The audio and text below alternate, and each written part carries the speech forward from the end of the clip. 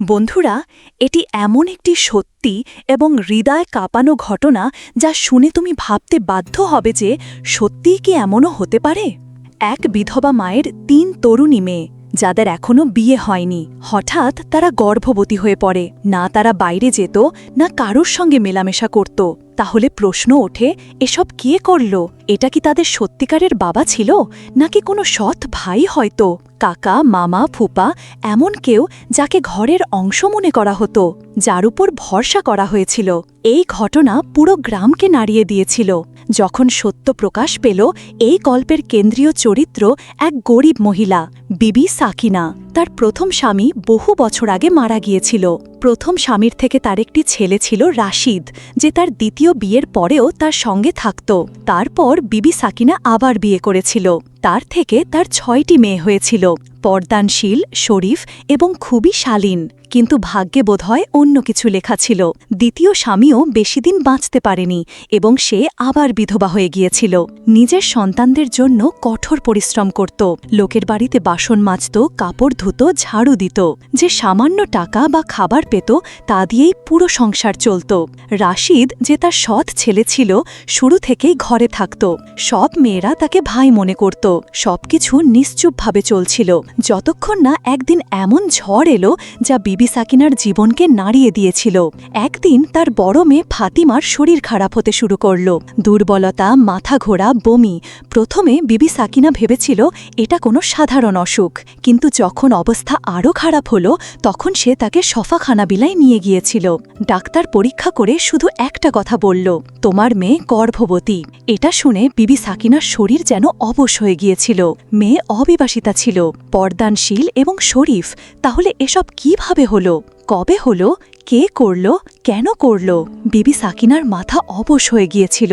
সে শোকে ভেঙে পড়েছিল। প্রথমে সে ফাতিমাকে বকেছিল, জোরে চিৎকার করেছিল, তারপর রাগে এবং বেদনায় কেঁদে উঠেছিল। কিন্তু যখন মেয়ে কাঁদতে কাঁদতে শুধু একটাই কথা বলছিল, আমি কাউকে দেখিনি, খোদার কসম আমি কিছুই জানি না, তখন বিবি সাকিনার হৃদয় যেন ফেটে গিয়েছিল। একজন মা সব বোঝে, এবং বিবি সাকিনা বুঝে গিয়েছিল যে তার মেয়ে মিথ্যা বলছে না। কিন্তু এই দুঃখ এখানেই সীমাবদ্ধ থাকেনি। কয়েকদিন পরেই তার দ্বিতীয় মেয়ে, তারপর তৃতীয় মেয়ে, একই অবস্থা। তারাও গর্ভবতী হয়ে গিয়েছিল এবং দুজনের মুখেও একই কথা, আম্মি, আমাদের কিছুই মনে নেই, আল্লাহর কসম আমরা জানি না এসব কিভাবে হলো। এসব শুনে বিবি সাকিনা ভেতর থেকে ভেঙে পড়েছিল। সে কয়েকদিন চুপ পড়ে থাকল, কাঁদছিল, ভাবছিল, কিন্তু কোনো উত্তর পায়নি। তারপর একদিন হৃদয়ে সাহস সঞ্চয় করে সে ন্যায়ের আশায় দারুস-সালামের সুলতান সুলেমান শাহের দরবারে পৌঁছে গিয়েছিল। দরবার সাজানো ছিল, বাদশাহ তখ্তের উপর বসে লোকের অভিযোগ শুনছিল। এমন সময় দরবারের দরজা দিয়ে বিবি সাকিনা প্রবেশ করল, মুখ অশ্রুতে ভেজা, পা খালি এবং চোখে শুধু একটাই প্রশ্ন, আমি ন্যায় কবে পাব? বাদশাহ তাকে দেখে জিজ্ঞাসা করল, মা, তুমি কেন কাঁদছ? তোমার কি সমস্যা? বিবি সাকিনা চারপাশে তাকালো এবং তারপর চুপ হয়ে গেল। উজির এগিয়ে এসে নরম স্বরে বলল, আম্মা, তুমি দরবারে এসেছ, মুখ খোলো, বলো তোমার কি দুঃখ? বিবি সাকিনা বলল, বাদশাহ সালামত, আমার দুঃখ এমন যে সবার সামনে বললে কাল আমার ঘরের দেয়ালও লজ্জায় কাঁপবে। আমি আপনার সঙ্গে একা কথা বলতে চাই। বাদশাহ অবাক হল, কিন্তু মহিলার কাঁপা কণ্ঠ এবং বেদনা ভরা মুখ দেখে বলল, এই মাকে আমার খাস কামরায় নিয়ে আসা হোক, আমি নিজে তার দুঃখ শুনতে চাই। 2 সৈনিক বিবি সাকিনাকে বাদশাহের খাস কামরায় নিয়ে গেল। যেই বিবি সাকিনা ভেতরে পৌঁছালো, সে বাদশাহের পায়ের কাছে পড়ে গেল, ঝড়ের মতো কাঁদতে লাগল। বাদশাহের হৃদয় গলে গেল। সে বলল, মা, তোমার ফরিয়াদ এখন আমার ফরিয়াদ। যা কিছু হয়েছে সত্যি করে বলো। যদি আমার সলতানতে কোনো পশু লুকিয়ে থাকে, তবে আমি তাকে উন্মোচন করে শিক্ষার উদাহরণ বানাবো। বিবি সাকিনা কাঁপা কণ্ঠে বলতে শুরু করল, বাদশাহ সালামত, আমার গল্পের সত্য এখান থেকে শুরু হয়। দ্বিতীয় বিয়ের পর আল্লাহ আমাকে 6 মেয়ে দিয়েছিল, নূরের মতো পর্দানশীল, শরীফ এবং ঘরের রৌনক। কিন্তু ভাগ্য বোধহয় খুব নিষ্ঠুর হয়ে উঠিল। সে স্বামীও বেশিদিন বাঁচতে পারেনি এবং আমি আবার বিধবা হয়ে গিয়েছিলাম।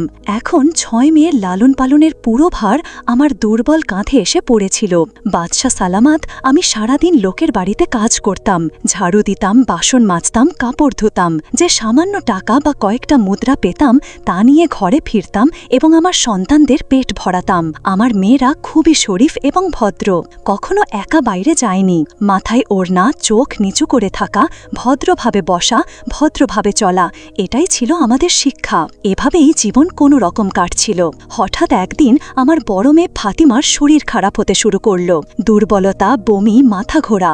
আমি ঘাবড়ে গিয়েছিলাম। তাকে শহরের ডাক্তারের কাছে নিয়ে গিয়েছিলাম। ডাক্তার পরীক্ষা করে যা বলল তা শুনে আমার পায়ের তলার মাটি সরে গিয়েছিল। আমি তো কখনো একা বাইরেও যাইনি। বাদশাহ সালামাত সে আমার মেয়ে। আমি তাকে জন্ম দিয়েছি, লালন করেছি, শিক্ষা দিয়েছি। আমি তার চোখে মিথ্যা চিনতে পারি এবং আমি বুঝে গিয়েছিলাম সে মিথ্যা বলছে না। আমরা চুপ করে গিয়েছিলাম। সন্তান জন্ম নিয়েছিল, আমরা তাকেও বুকে জড়িয়ে নিয়েছিলাম। কিন্তু কয়েক মাস পরেই আমার দ্বিতীয় মেয়ে, তারপর তৃতীয় মেয়ে। একই অবস্থা, একই কথা, একই বেদনা। আম্মি, আমাদের কিছুই মনে নেই। খোদার কসম, আমরা জানি না এসব কিভাবে হলো। আমার ধৈর্য ভেঙে গিয়েছিল। রাত জেগে ভাবতাম, কাঁদতাম, কিন্তু কোনো সূত্র পাইনি। কেউ ঘরে আসতো না, কেউ দরজায় টোকা দিত না, মেয়েরা বাইরে যেত না। তাহলে এসব কিভাবে হচ্ছিল? আমি আল্লাহর কাছে ফরিয়াদ করেছিলাম, ইয়া আল্লাহ, আমাকে বলে দাও এসব কে করছে। কিন্তু কোনো উত্তর আসেনি। এখন আমার ধৈর্যের বাঁধ ভেঙে গিয়েছে। এখন আমি জানতে চাই সেই পশুটা কে, যে আমার মেয়েদের নিষ্পাপত্য লুটে নিয়ে চুপচাপ গায়েব হয়ে যায়। আমি ন্যায় চাই বাদশাহ সালামাত, আমি ন্যায় চাই। এই বলে বিবি সাকিনা বাদশাহের পায়ে পড়ে গেল। তার অশ্রুতে পুরো বেদনা ঝরছিল। সুলতান সুলেমান শাহের মুখ কঠিন হয়ে গেল। তিনি তখ্ত থেকে উঠে গভীর নিঃশ্বাস নিয়ে বললেন, এখন এটা শুধু একজন মায়ের বিষয় নয়, এটা পুরো সুলতানতের প্রশ্ন হয়ে দাঁড়িয়েছে। দরবারের বাতাস যেন থমকে গিয়েছিল। বাদশাহ বিবি সাকিনার দিকে তাকিয়ে বললেন, আম্মা, তুমি এখন এসেছ যখন 3 মেয়ের জীবন ধ্বংস হয়ে গেছে। তোমার তখনই আসা উচিত ছিল যখন প্রথম মেয়ে গর্ভবতী হয়েছিল। যদি তুমি সেই সময় বলে দিতে তাহলে হয়তো বাকি 2 মেয়ে বেঁচে যেত। কিন্তু এটাও সত্য, গরিব মানুষ প্রায়ই বদনামের ভয়ে সত্য লুকিয়ে ফেলে। নিজের মেয়েদের সম্মান বাঁচাতে নিজের হৃদয়ে বিষ ঢেলে দেয়। আর যখন সেই বিষ ভেতরে ভেতরে কাটতে শুরু করে তখন চিৎকার বেরিয়ে আসে। আম্মা, তুমিও তাদেরই একজন যারা দেরিতে আসে। কিন্তু ভালো কথা, তুমি তবুও এসেছ। বিবি সাকিনা লজ্জায় চোখ নিচু করল। অশ্রু ঝরতে ঝরতে বলল, বাদশাহ সালামাত, আপনি ঠিকই বলছেন, আমার আগে আসা উচিত ছিল। কিন্তু এখন যা হয়ে গেছে তা হয়ে গেছে। এখন আমি শুধু এটাই চাই যে সেই পশুটাকে ধরা হোক, যে আমাদের জীবন ধ্বংস করে প্রতি রাতে গায়েব হয়ে যায়। বাদশাহ সুলেমান শাহ তাকে দেখলেন। এখন তার বুকে রাগ এবং ন্যায়ের উদ্দীপনা ফুটছিল। তিনি গর্জন করে বললেন, আম্মা, এখন এই বিষয় তোমার নয়, এটা আমার সুলতানতের। যতক্ষণ আমি বেঁচে আছি কোনো পশুকে এই অনুমতি নেই যে সে গরিব, অসহায় এবং পবিত্র মহিলাদের ওপর অত্যাচার করবে এবং শাস্তি থেকে বেঁচে যাবে। যদি আমার সুলতানতে একটি মাও অসহায় হয় তবে এমন সুলতানতের ওপর লানত। এখন তুমি যাও, বিশ্রাম করো। এখন তোমার বেদনা আমার বেদনা। বিবি সাকিনা নিশ্চুপে তার চাদর ঠিক করে ভেজা চোখ নিয়ে সেখান থেকে চলে গেল। বাদশাহ দরবারে ফিরে এলেন। বাইরে থেকে লোকের ফরিয়াদ শুনতে থাকলেন, কিন্তু হৃদয় এবং মন একটি প্রশ্নে জড়িয়ে পড়েছিল। আসলে সে কে, যে দিনের আলোয় ফেরেশতা সেজে ঘুরে এবং রাতের অন্ধকারে পশু হয়ে একজন মায়ের 3 মেয়ের সম্মান লুটে নেয়?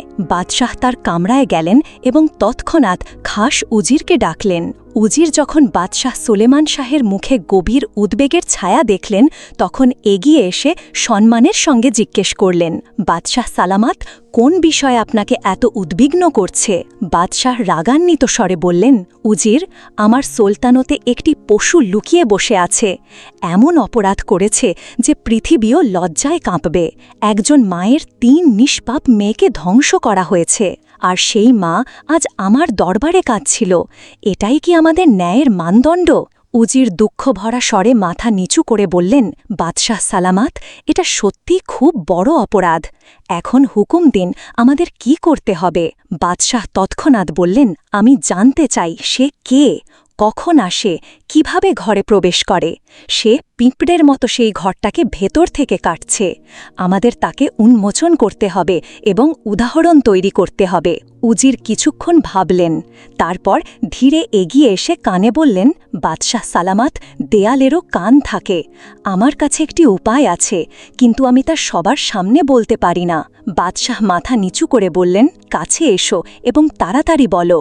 উজির ধীরে ধীরে বাদশাহের কানে একটি বাস্তব উপায় বললেন, এমন একটি পদ্ধতি যা শুধু চুপচাপ জাল পাতবে না, বরং সেই পশুটাকে তার কুকর্মের সময় হাতে নাতে ধরে ফেলবে। বাদশাহ তৎক্ষণাৎ হুকুম দিলেন, যাও এবং তৎক্ষণাৎ তা কার্যকর করো। সেই রাতেই উজির একটি কুকুর নিয়ে বিবি সাকিনার ঘরে পৌঁছালেন। তিনি দরজায় টোকা দিলেন। বিবি সাকিনা দরজা খুললেন। অবাক হয়ে বললেন, উজির সাহেব, আপনি?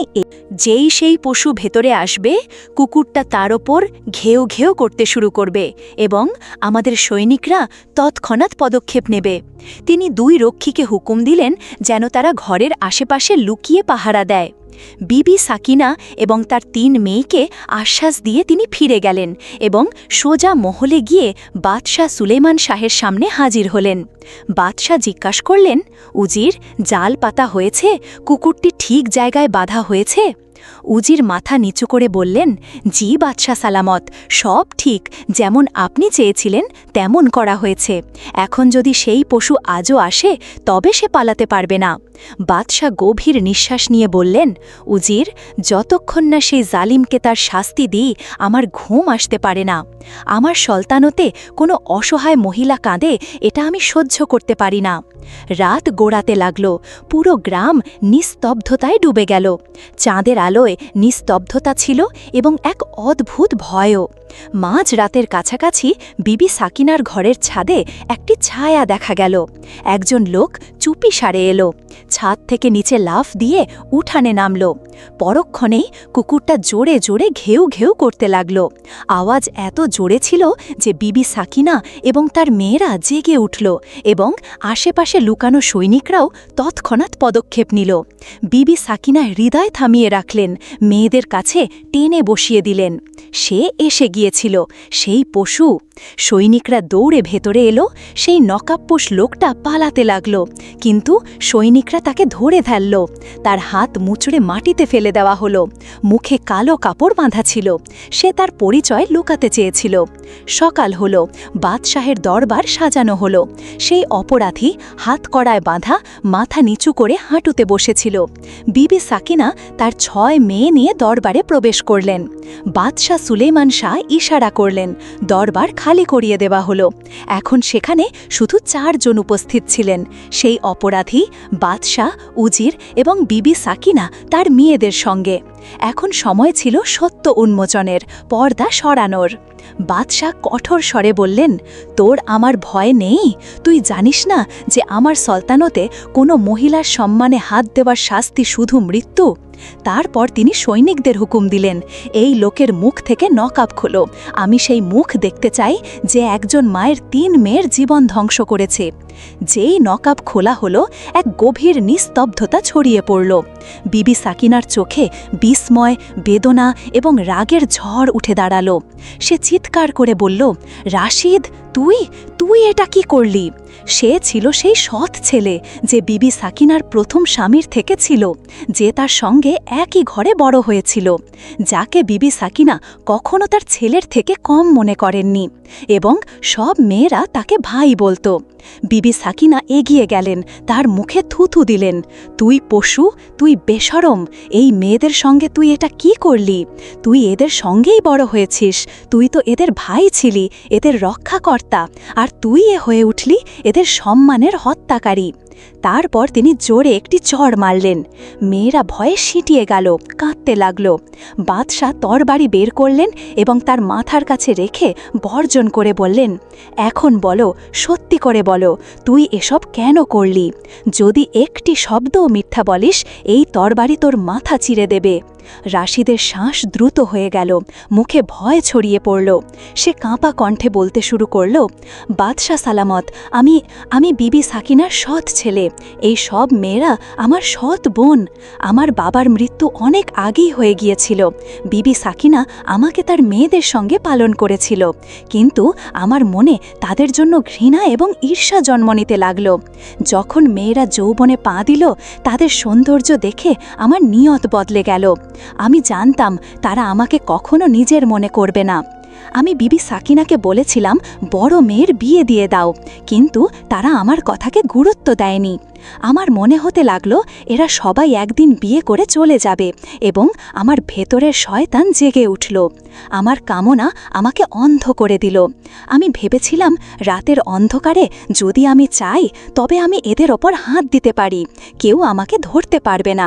আমি হাকিমের কাছে গিয়েছিলাম এবং এমন একটি ঔষধ চেয়েছিলাম যা শুকলেই মানুষ অজ্ঞান হয়ে যায়। সেই ঔষধ 4 থেকে 5 ঘন্টা পর্যন্ত কাজ করত। রাতের অন্ধকারে আমি ছাদ থেকে নিচে নামতাম এবং আমার সৎ বোনদের সেই ঔষধ শুকিয়ে দিতাম, যাতে সবাই অজ্ঞান হয়ে যেত। তখন আমি আমার কামনা পূরণ করতাম।